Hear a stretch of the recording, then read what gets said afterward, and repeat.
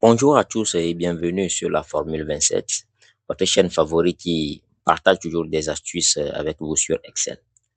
Aujourd'hui, nous allons décortiquer le référencement d'une cellule qui se trouve sur une autre feuille ou comment référencer une cellule qui se trouve sur une autre feuille.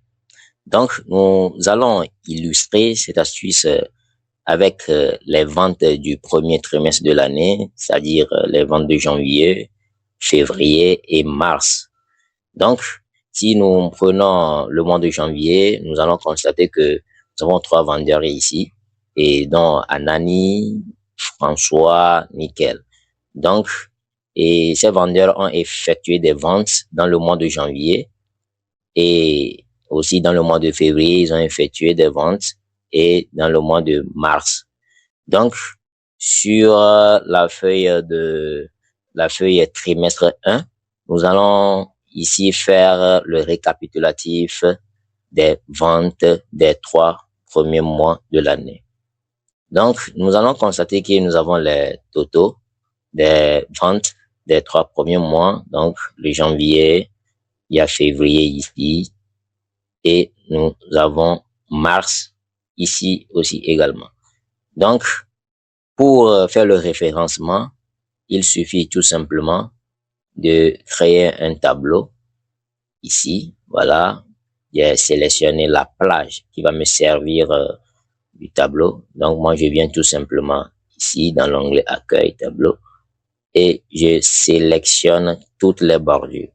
Voilà, je viens de créer mon tableau dont je veux faire le récapitulatif des ventes des 3 mois.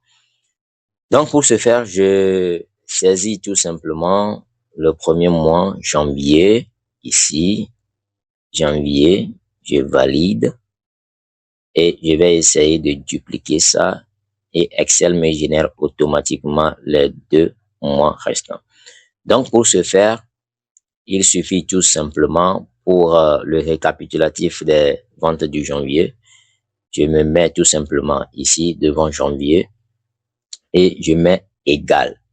Donc, je mets le symbole égal et je vais chercher le total des ventes de janvier. Donc, je viens ici, je prends le total là en sélectionnant la cellule dans laquelle se trouve le total et je mets entrée.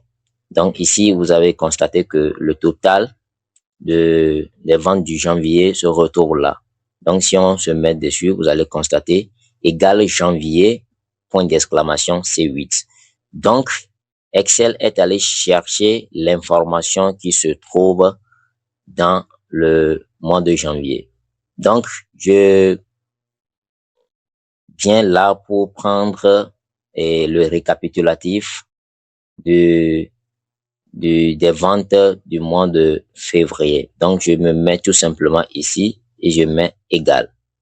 Donc, je vais sur la feuille de février et je vais chercher le total. Je mets entrée. Je fais pareil pour le mois de mars. Donc, je viens là et je mets égal, mois de mars. Je prends le total, je fais entrée. Donc, ici, on va essayer de faire le récap total. Je mets total ici, voilà. Et je fais tout simplement égal somme, je prends les trois éléments là, je ferme la parenthèse, je mets égal. Donc, le récapitulatif des 3 premiers mois, c'est-à-dire du premier trimestre, me fait tout simplement 274 là.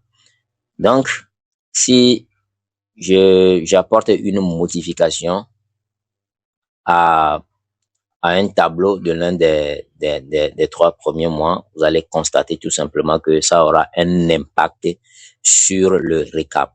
Donc, ce que moi je fais, je vais changer les ventes de Anani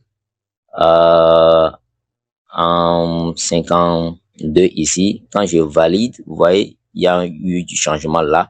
Et également sur le récap, vous allez constater que ça a changé. le total a changé et vous allez voir ici également, le total a changé. Donc, à chaque fois que vous modifiez des données sur l'une des feuilles, ça impacte le récap. Dès que vous saisissez une information, ça aura toujours d'impact sur le récap.